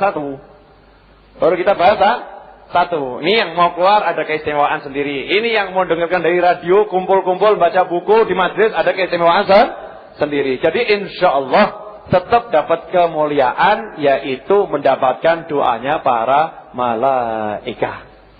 Ya, makanya saya yakin kalau di sekitar radio Masjid Al-Hidayah ini yang belum bisa datang ke sini mungkin karena memang pas lelah sekali. Seharian kerja lelah, ya kan ya? Capek, bukan karena malas. Kalau memang tidak lelah, kuat, tentu akan datang. Begitu Pak Sony. Ya. Selanjutnya dari Agus di Wonosari, Ndelanggu. Sebentar. Pernah seperti ini, Ustadz Sony Parsono membacakan pertanyaan. Ya, Cibib, khusus malam hari ini. Ya. Khusus malam hari ini. Ini kalau bukan Ustadz Novel Aledrus yang ceramah, nggak demikian. Nggak mau, Bib. Dan suaranya ngalahkan penyiarnya radio. Masih istirahat. Nyantai ya. Dari Agus Wonosari di Ndelanggu. Assalamualaikum Habib. Kalau kita berzikir atau bersolawat di dalam hati sewaktu di kamar mandi atau toilet dalam keadaan berhadas, boleh atau tidak? Iya. Terima kasih. Berzikir kepada Allah Ta'ala itu dilakukan sepanjang waktu selama denyut nadi atau jantung berdegup, maka kita diperintahkan untuk berzikir kepada Allah Ta'ala. Selama pikiran masih mikir, maka diperintahkan berzikir kepada Allah Ta'ala. Nah, cuman ada adabnya. Zikir lisan itu ada tempatnya. Kalau di kamar mandi, lisan jangan menyuarakan zikir, tetapi hati terus dalam segala keadaan, dalam keadaan berwudu maupun tidak berwudu. Akan tetapi karena berwudu itu pahalanya besar, makanya para ulama selalu menjaga wudu, batal wudu, sehingga mereka selalu berzikir dalam keadaan suci. Tapi jangan sampai kemudian gara-gara nggak punya wudu, kemudian nggak zikir. Wes wudu orang duwe, zikir ora, dadine opo? Paham nggak? Sudah bau, nggak mandi sekalian, repot nggak? Ya kan? Kalau emang bau kotor mandi kan mendingan, walaupun nggak pakai parfum, walaupun nggak pakai sabun, tapi dia udah mau mandi. Orang yang walaupun dalam keadaan dia itu berhadas, tapi dia mau zikir, baik itu hadas kecil maupun besar, semisal ibu-ibu lagi haid itu kan, itu justru dianjurkan zikir sebanyak-banyaknya, ya, agar hatinya itu selalu dalam keadaan ingat kepada Allah Ta'ala. Begitu Pak Soni. Ya, dari Gunung Kidul. Assalamualaikum Habib. Waalaikumsalam. Mau tanya, apakah yang dimaksud dengan tauhid rububiyah dan tauhid uluhiyah? Terima kasih. Nah, belum makom saya untuk jawab pertanyaan ini. Lanjutkan dulu ya. Mohon maaf saya belum bisa menjawabnya. Beda antara tauhid rububiyah dan ilahiyah. Karena itu nanti kita membahas masalah makna Rob, kemudian makna ilah.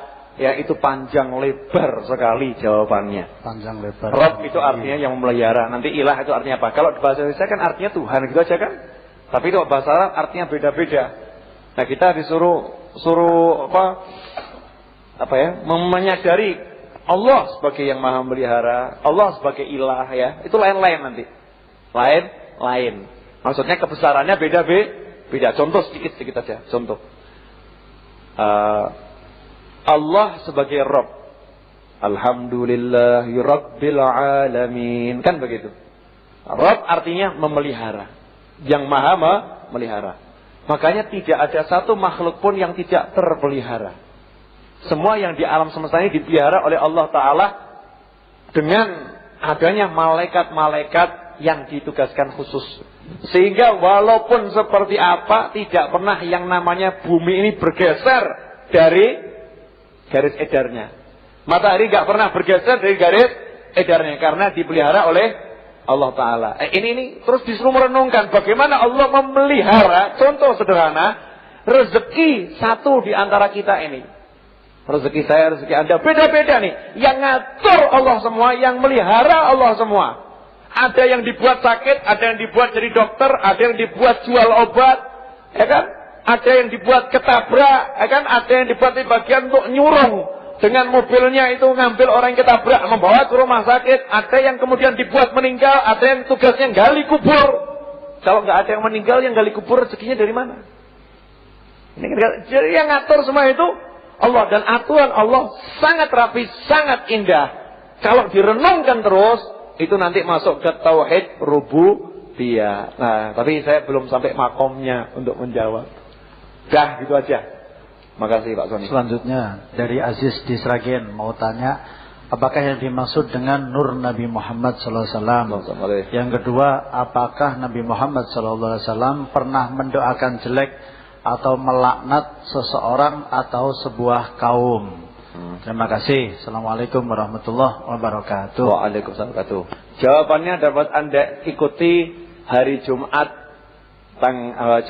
jam 8 malam di Majlis Ar-Raudhah yang akan disiarkan langsung insyaallah oleh Al-Hidayah FM. Jumat besok ya. Jumat besok kita akan bahas tentang keistimewaan Nabi Muhammad SAW. Dan insyaallah bahasan pertama adalah Nur Muhammad SAW. Cahayanya Rasulullah SAW. Ini dapat judul. Selesai. Makasih. Selanjutnya, apakah hukumnya merokok? Apakah halal atau haram? Halal, tasah tekon. Halal. Ini aja cepat karo aku. Enggak, bukan halal. Sebentar, saya koreksi Pak Soni. Ya. Tidak ada satu ulama pun yang menghalalkan rokok. Jadi dalam hukum fikih itu ada 5. Ada halal, ada haram, ada makruh, ada mubah, ada sunnah. Tidak ada satu ulama pun yang mengatakan rokok sunnah. Tidak ada yang mengatakan rokok wajib. Yang ada itu dua, makruh atau haram. Jelas Pak Soni mengatakan enggak haram. Beliau berpendapat seperti kebanyakan para kiai, karena beliau Kiai Haji Soni Parsono, Ustadz. Ya kan? Kebanyakan mengatakan tidak haram. Tapi kalau para ulama di Timur Tengah, bisa dikatakan 99,99% ulama-ulama besar sana mengharamkan rokok. Tapi ulama di Indonesia mayoritas memakruhkan rokok. Kenapa kok yang di Indonesia banyak yang makruh, tidak banyak yang haram? Karena kita lihat gitu ya. Jadi ulama ini kalau ngambil hukum itu kan mikirnya panjang. Mikirnya panjang situasi dan kondisi. Kalau kemudian ulama memfatwakan rokok haram saat ini di Indonesia, itu yang jadi pengangguran langsung berapa? Pabrik rokok itu karyawannya luar biasa. Kemudian nganggur, bawa celurit, begal, kan repot. Ulama mikirnya panjang, akhirnya ambil jalan tengah. Kebanyakan ulama memakruhkan. Makruh bukan sesuatu yang mulia. Kalau ditinggalkan dapat pahala, dikerjakan enggak berdosa. Ya. Tapi kalau dalam bahasa Arab aslinya, makruh artinya sesuatu yang dibenci, enggak disukai. Ya, karena itulah pemerintah meskipun tidak mengharamkan rokok, pemerintah itu memberikan larangan yang keras kepada para perokok. Karena itu pemerintah setiap orang yang buat rokok di situ wajib, hukumnya wajib, kalau enggak didenda itu. Menuliskan di belakangnya ya, peringatan pemerintah, merokok dapat menyebabkan penyakit kanker jantung dan lain sebagainya. Betul? Cuman seperti yang pernah saya katakan dulu, saya ketemu seorang yang menjajakan sales rokok, saya ditawari rokok. Maaf Mbak, ini rokok ini kan menyebabkan kanker, ini jawabannya Bapak, dibaca yang baik Pak, tulisannya Pak. Loh, saya udah baca, coba Bapak baca yang baik. Merokok dapat menyebabkan penyakit kanker. Saya baca begitu. Bapak cara bacanya salah. Loh, gimana bacanya? Merokok dapat menyebabkan kanker jantung. Kalau bayar tidak, Pak. Paham enggak? Merokok dapat. Jadi kalau merokoknya itu dapat rokoknya gratis, minta temennya, itu untuk kanker jantung, katanya begitu. Tapi kalau ngerokoknya bayar, beli nggak begitu. Wah, ini memang luar biasa ya. Jadi sales itu udah dibekali ilmu begitu. Makanya Ustaz jangan kalah sama sales. Cuman karena saya ketemu sales yang begini kalah, nggak bisa ngomong saya. Nggak bisa ngomong. Intinya merokok hukumnya satu makruh, satu haram. Silahkan Anda pilih yang mana. Kalau saya pribadi mengatakan lebih baik tidak merokok. Kalau buat saya merokok di masjid hukumnya haram. Di masjid. Ya, ini karena banyak orang yang di masjid justru ngedum rokok. Ya kan? Pengajian di masjid ngedum rokok. Merokok di masjid hukumnya haram. Makanya MUI, Pak Soni yang melanjutkan, memberikan itu tadi. Kan ada kan, saya dapat dari panjenengan ini. Lupa. Merokok dari MUI pusat gimana itu? Lupa. Saya dapat ilmunya dari beliau loh, sanadnya kuat nah ini. Jadi situasional, kalau hukumnya di Indonesia ini dibuat situasional. Di mana? Merokok di samping ibu yang lagi hamil tua, hukumnya haram. Lihat, diambil di antara yang haram dan makruh, diambil ini kan bijaksana ya. Kalau Anda merokok di tempatnya orang para perokok, hukumnya makruh. Merokok di sampingnya orang sakit jantung, haram. Karena jelas upaya pembunuhan ini. Berdarah dingin pelan-pelan gitu. Maka disuruh lihat di mana merokoknya. Merokok di masjid haram. Kenapa? Karena masjid ini tempat yang suci. Di situ kita nggak boleh membawa mengotori masjid dan lain sebagainya. Yang jelas merokok itu mengotori aroma masjid, udara masjid, mengganggu kesehatan orang-orang yang ada di masjid. Dan di masjid isinya orang macam-macam. Mungkin ada yang jantungan, mungkin ada yang lagi ibu-ibu lagi hamil dan lain sebagainya. Ini pendapat tengah dari para ulama. Jawaban pertanyaan singkat, jawabannya panjang. Jam 12 Pak Soni, tenang. Assalamualaikum Habib. Waalaikumsalam. Apakah yang dimaksud dengan taklid? Apakah taklid itu bisa diidentikan dengan masuk jurang dari Gunung Madu? Masuk jurang? Karena yang naik dari gunung terus masuk jurang. Ya, Betul. Taklid dari qallada yuqallidu taqlidan. Jadi artinya meminta seseorang untuk mengikuti, atau seseorang itu mengikuti orang yang lain. Contoh, panjenengan mau pergi ke Jakarta, pergi ke bandara, beli tiket Solo Jakarta.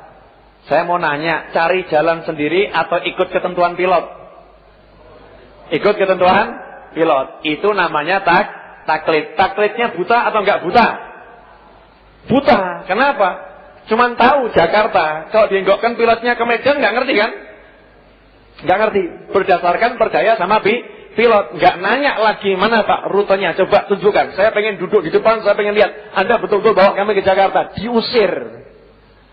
Kalau begitu diusir. Di dalam dunia penerbangan kita diwajibkan taklid. Diwajibkan taklid. Orang awam itu harus taklid. Tapi kalau sesama pilot, podo-podo pilot berkelas lagi, masuk pesawat, boleh dia ke depan. Pak, ya, saya pengen tahu Anda rutenya ini ke Jakartanya lewat mana? Saya mungkin punya rute yang lebih dekat. Boleh ngomong gitu.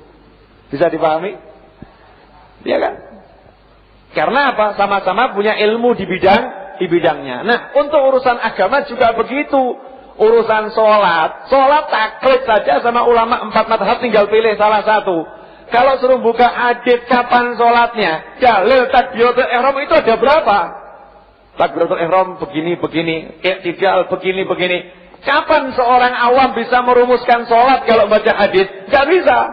Karena aturan sholat itu luar biasa banyak haditsnya. Makanya tinggal ikut ulama, tahu jadinya saja ulama yang merumuskan. Itu namanya taklid. Sehingga kalau ada orang gak mau taklid sama ulama, dusta besar, gak mungkin. Tidak mungkin ada orang dalam ibadah nggak taklid ulama. Tidak mungkin. Kasih saya satu bukti orang yang nggak taklid ulama. Semuanya pasti taklid ulama. Cuman ulama yang mana? Ada ulamanya sendiri, gurunya sendiri, ya kan?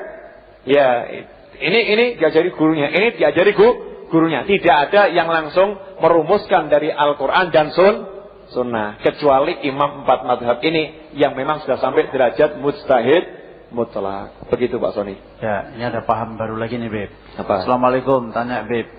Bagaimana hukumnya berjabat tangan dengan orang non-muslim? Masalahnya ada orang berpendapat berjabat tangan dengan orang non-muslim tidak diperbolehkan. Nah, mantap ini, Beb. Wah. Jabat tangan itu yang tidak diperbolehkan dengan yang bukan mahramnya. Wanita dengan pria bukan mahramnya. Kalau wanita dengan wanita monggo, pria dengan pria monggo, ya kan? Asalkan jangan anu ya, pria dengan pria dalam tanda petik. Paham? Atau wanita dan wanita dalam tanda petik. Ngerti Bu ya? Jadi ada aturannya. Nah, kalau yang satu muslim, satunya non muslim, karepmu yang penting lanang karo lanang enggak jadi masalah. Wanita dengan wanita enggak jadi masalah. Ini kadang repot ya. Pokoknya kalau bukan muslim, kita nggak boleh jabat tangan gitu.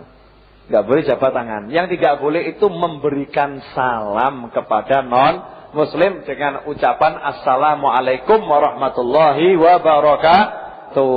Tapi kalau memberikan ucapan salam kepada non muslim dengan ucapan assalamu ala manittaba'al huda, itu boleh. Artinya keselamatan hanyalah untuk orang-orang yang mau mengikuti petunjuk. Ya, kita itu mendoakan orang bersangkutan semoga dapat hidayah masuk Islam. Begitu Pak Soni. Ya, termasuk sepupu itu bukan mahram ya, banyak sepupu bukan. Sepupu itu anaknya Pak Le, anaknya Pak D, itu bukan mahram. Kalau pamannya itu mahram. Itu banyak terjadi salah kaprah di masyarakat. Dikira sepupu itu mahram, bukan mahram. Itu jabat tangan sudah nggak boleh. Ipar, ya ipar itu bukan mahram. Diperhatikan ya. Kemudian selanjutnya, assalamualaikum. Apakah malaikat mau masuk ke dalam rumah yang ada gambar makhluk hidup? Dari Ahmad di Boyolali, Beb. Gambar. Ya. Misalnya gambar saya gitu ya di rumah jenengan. Gambar makhluk hidup yang tidak diizinkan itu khilaf ulama. Beda pendapat ulama dan perbedaannya sangat banyak. Urusan gambar ini sangat banyak. Nomor 1, foto itu bukan gambar. Foto itu bukan lukisan. Jadi foto dan lukisan itu berbeda. Kalau foto itu adalah bias cahaya yang terekam. Jadi memang aslinya seperti itu. Kalau lukisan itu ada kerja dari manusia melukis. Beda dengan foto. Makanya ulama mengatakan kalau foto tidak jadi masalah. Fotonya Pak Sony, fotonya siapa, gitu kan ya. Kalau lukisan timbul masalah. Lukisan makhluk hidup, khilaf lagi. Lukisannya itu satu badan penuh atau setengah badan. Kalau setengah badan maka dikatakan tidak jadi masalah. Kenapa? Kalau toh dikasih roh, ada manusia setengah badan, dikasih roh hidup atau mati? Mati. Jadi tetap hukumnya tidak jadi masalah. Tapi kalau satu badan, khilaf lagi ulama. Beda pendapat ulama, satu badan. Ini lukisannya, lukisan bentuk relief atau lukisan biasa? Pahat, relief, timbul atau biasa. Kalau itu ternyata pahat, maka ulama mengatakan itu tidak boleh. Tapi kalau itu lukisan biasa, sebagian mengatakan boleh. Jadi beda pendapatnya sangat banyak. Tergantung Anda meyakini yang mana. Ya, meyakini yang mana. Kalau saya cari yang gampang-gampang sajalah. Wong sekarang itu setiap rumah ada TV kan repot. Nah, TV itu kalau nyetel TV nyetel gambar enggak itu? Bingung toh? Nyetel TV nyetel gambar enggak itu? Gambar. Apalagi lihat gambar sore itu gimana itu? Ayo, Mickey Mouse misalnya. Hah? Mickey Mouse atau dan lain sebagainya. Bingung enggak? Bingung. Nah, nanti kalau akhirnya semua gambar gak boleh, itu yang ngomong begitu jangan nyetel TV, ya kan? Jangan main komputer, karena kalau browsing internet mesti setiap website itu ya ketemu gambar. Pun paham? Jangan bawa tas tertentu karena kebanyakan tas ada gambarnya. Jangan beli minuman tertentu karena di minuman juga kadang dipampangkan gambar kucing dan lain sebagainya. Dan kalau di rumah harus gak ada gambarnya. Rumahnya siapa? Rumah siapa yang ada gambarnya kira-kira? Angel kan ya? Susah. Pendapat orang tidak konsekuen, mboten mawon. Terus di Mekah lho tenan. Ngomong rene gambar ora entuk masalahe gambare ndekne lalaku ngoten mawon. Itu di Mekah, mau di Madinah, di setiap hotel, setiap rumah ada gambarnya raja. Ya. Dulu kan seakan-akan kan itu paham dari Mekah, paham dari Madinah. Itu kalau jenengan wis tahun di Madinah, di Mekah itu setiap rumah, setiap toko sekarang ada gambarnya rajanya. Jenengan di tahunnya Mekah ya repot. Lanjut. Ustaz, silakan. Kalau wanita sedang haid boleh tidak ikut sholawatan dan ikut berzikir dari Ibu Tin di Mbaki? Ya, Ibu Tin di Mbaki, sholawatan zikir dalam keadaan hadat itu boleh. Baik itu junub, baik itu haid, ya, atau enggak punya wudu boleh sholawat, boleh zikir selama tidak di dalam masjid. Selama tidak di dalam masjid. Kalau ibu di dalam masjid dalam keadaan menstruasi itu tidak boleh menurut pendapat yang terkuat. Ringkasnya begitu. Terakhir. Assalamualaikum. Saya udah ibu di pojok-pojok, Bib, mau pulang Bib, ya Bu ya. Assalamualaikum Pak Ustaz. Waalaikumsalam. Saya Novita dari Gondang Baru. Saya mau tanya, apakah hukumnya berkumur ketika kita berpuasa? Syukron. Assalamualaikum. Ya, kalau malam hari nggak jadi masalah, kalau siang hari haram. Oh, berkumur. Ya, tadi ngomongnya berkumpul, makanya bingung saya. Wah, ini berkumur. Yang baca yang keliru atau yang saya nggak jelas dengernya? Berarti error ya. Makanya saya bingung, bagaimana hukumnya berkumpul ketika berpuasa? Berkumur.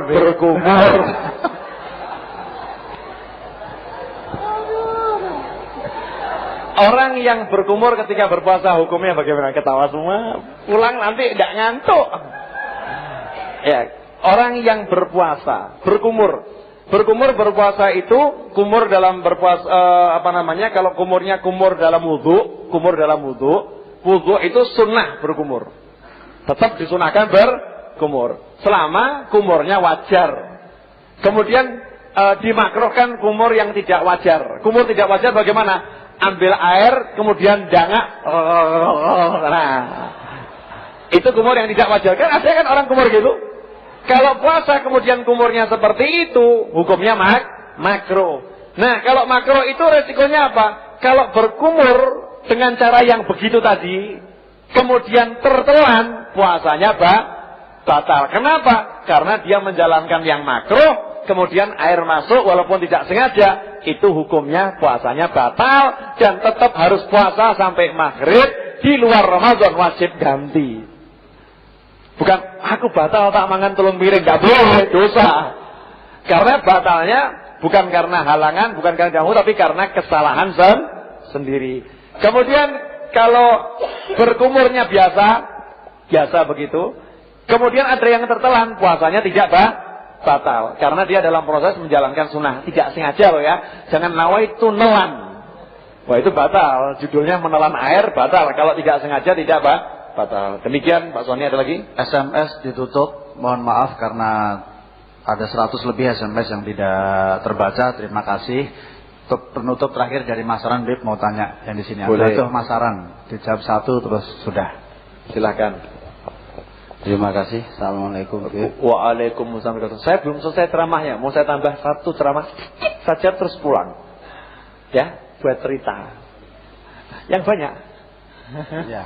Mungkin ini agak melenceng dari bab. Yang pertama, ada orang berpendapat. Bentar, 1 atau banyak ini? 2. Oh 2. Nyang-nyangan dulu ya. Berpendapat bahwa sholawat itu cuma Allahumma sholli ala Sayyidina Muhammad wa ala Sayyidina Muhammad. Padahal dari kecil saya mengetahui sholawat itu bermacam-macam, sholawat badan, nariyah, nikah dan lain-lain. Mungkin yang saya tanyakan cuma apakah semua ucapan yang menyanjung Nabiullah dan mendoakan Nabiullah Muhammad itu termasuk sholawat? Itu yang pertama. Yang kedua, saya mempunyai tetangga itu agak aneh. Dia nggak mau mendoakan orang lain dan dia itu berpesan, nanti kalau saya mati nggak usah dibacakan Yasin dan lain-lain itu. Mungkin setelah saya ketahui, tapi mungkin saya tidak jelas dari dia itu berpedoman bahwa ada, saya pun dulu pernah mendengar cerita ini tapi nggak jelas dari Al-Quran atau hadis. Jadi ada 3 orang yang terperangkap dalam gua, terus Ya, paham ceritanya. tertutup batu itu. Iya, berdoa sudah paham. sendiri. Lanjutkan. Jangan ceritanya, pertanyaannya aja. Pertanyaan saya, bagaimana Habib menanggapi ini dan mungkin berikan contoh bahwa sahabat itu perlu mungkin minta doa kepada Rasulullah gitu. Terima kasih. Assalamualaikum warahmatullahi wabarakatuh. Ya, waalaikumsalam. Makasih banyak. Pertanyaan yang pertama, sholawat. Sholawat itu intinya adalah permohonan ya, doa kepada Allah untuk Nabi Muhammad SAW. Sholawat itu jamak dari as-sholah. Sholah artinya ad-doa. Nah, bagaimana kita mendoakan Rasulullah SAW? Ya kan? Itu kan diperintahkan mendoakan Rasulullah. Bagaimana cara mendoakannya? Maka sahabat pun ngomong sama Rasulullah. Ada hadis nih, Rasulullah, kalau ucapan salam kami udah tahu lah. Kalau mendoakan panjenengan ini bagaimana? Sholawat pada panjenengan ini gimana? Maka Rasul sendiri mengatakan, minta saja sama Allah biar Allah yang mendoakan saya. Ya, ucapkanlah Allahumma sholli. Ya Allah, tolong engkau yang bersolawat kepada Nabi. Jadi solawat itu tidak ada satu makhluk pun yang bisa bersolawat. Makanya Nabi mengembalikan kepada Allah. Ya Allah, tolong engkau bersolawat kepada Nabi. Nah, selama ada kalimat yang seperti itu, misalnya Allahumma sholli atau sallallahu ala, ya kan, atau sholawatullah alaih, ini artinya minta Allah bersolawat kepada Nabi Muhammad SAW. Seperti itu bentuknya apapun namanya solawat. Ya, hanya saja ada solawat yang dicontohkan Nabi Muhammad SAW. Ada solawat yang dicontohkan sahabat. Ada solawat yang dicontohkan ulama. Rasul tidak membatasi atau Allah tidak membatasi kreasi umatnya di dalam bersolawat. Selama yang namanya solawat adalah minta agar Allah bersolawat kepada Nabi Muhammad SAW. Ya kan? Mesti kan embel-embelnya apa terserah, belakangnya apa terserah. Nah, apakah salat bentuk pujian juga? Kalau dibahas lagi, setiap upaya memuliakan Rasulullah SAW itu merupakan penjabaran dari solawat. Penjabaran dari solawat.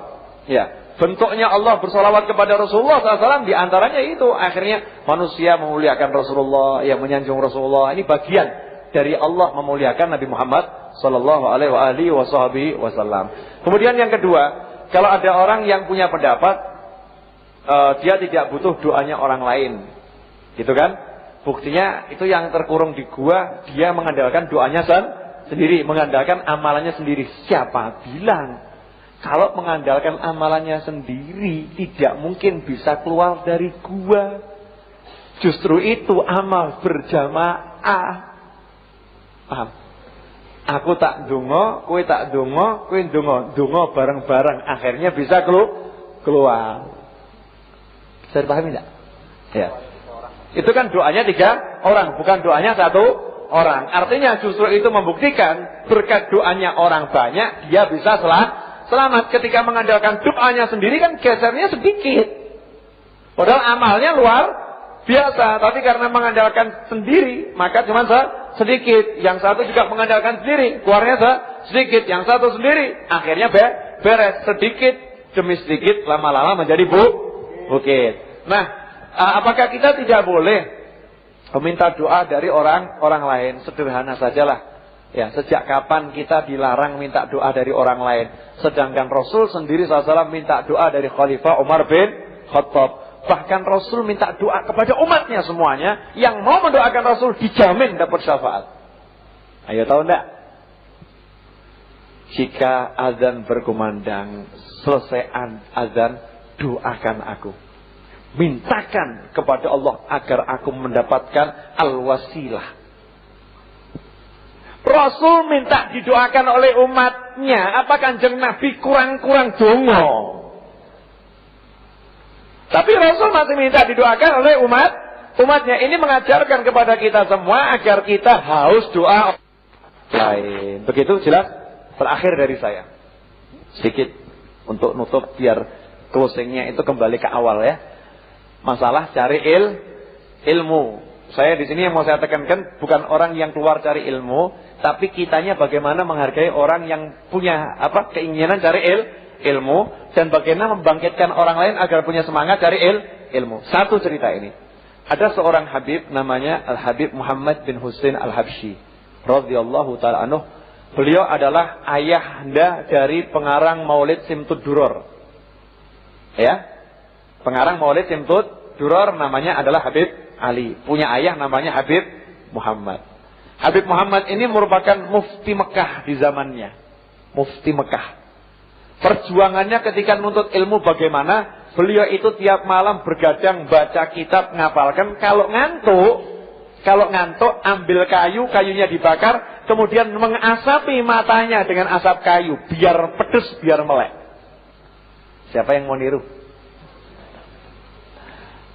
Sampai seperti itu biar melek. Satu metode beliau di dalam menyebarkan ilmu dan ngajak orang cinta ilmu. Beliau itu ngajak murid-muridnya 10 orang atau berapa pergi ke sawah. Pergi ke sawah, bawa minuman, bawa makanan. Saat orang-orang bekerja di sawah, maka yang bekerja dipanggil oleh beliau, silahkan duduk sama saya, minum teh, ngobrol-ngobrol, biar yang macul murid saya. Siapa yang mau niru gini? Biar yang macul murid saya. Kalau metode dakwah seperti ini, kira-kira yang macul mau mandek enggak? Ya mau mandek, kerjanya enggak terganggu, kerjanya digantikan, yang gantikan tenaga ahli, benar-benar paham, diajak duduk sama orang soleh, dikasih minum, bukan diteramai. Diajak minum, diajak jagongan, sambil jagong diisi ilmu. Terus begitu. Karena cintanya pada ilmu dan senang orang mau belajar. Artinya menjemput bola. Jemput bola, metodenya seperti itu. Sampai akhirnya, itu yang di sawah, karena sekian lama begitu ya, mereka pengen datang main ke rumah. Saya pengen ikut pengajian di rumah. Oh iya silakan. Ikut pengajian di rumah, ngajar di rumah. Maka sudah terjadi kajian rutin bersama para petani yang ada di sawah. Suatu hari dilihat petani itu kok nggak ada semua. Yang ada santri-santri yang biasa. Kemana nih petani-petani malam ini kok nggak kelihatan? Dijawab sama santrinya. Habib, malam hari ini mereka lagi panen dan mereka ada pesta perburuan. Malam hari ini mereka lagi kumpul senang-senang menikmati hewan-hewan hasil buruan mereka semua dan hasil panen.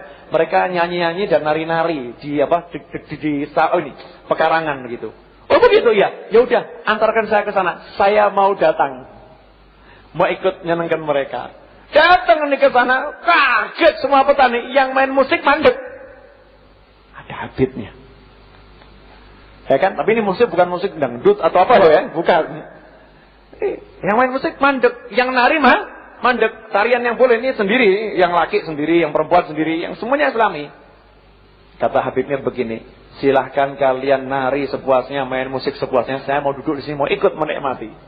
Duduk, dibiarkan sampai mereka itu udah puas, gitu kan? Mereka ngomong, Habib, iya, gantian, kami udah puas nari. Sekarang Habib yang ngajar ceramahnya dirubah di sini aja. Ya, sekarang yang metode dakwah begini masih banyak enggak?